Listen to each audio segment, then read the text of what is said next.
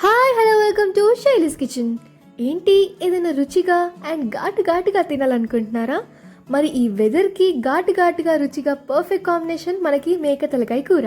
మరి ఇది ఎలా చేసుకోవాలో చేసేద్దాం రండి. ముందుగా చూపిస్తున్న మసాలా దినుసులు రెడీ పెట్టుకోండి.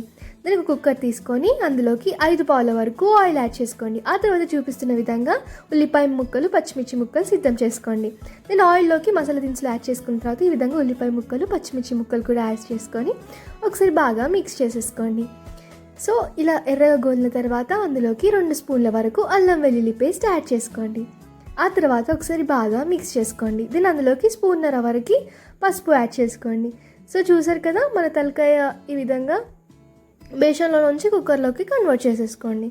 సో కన్వర్ట్ చేసిన తర్వాత ఒకసారి బాగా ఫ్రై చేసుకోండి. దెన్ అందులోకి 5 స్పూన్ల వరకు కారం యాడ్ చేసుకోండి.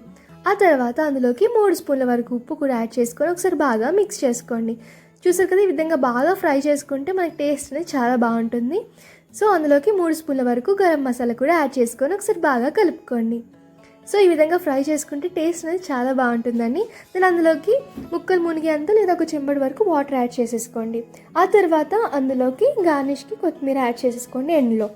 దెన్ విజిల్కి పెట్టేసేయండి. ఒక 10 విజిల్స్ దాకా పెట్టండి. అప్పుడే ముక్కలోకి సూప్ అంతా దిగి టేస్ట్ చాలా బాగుంటుంది.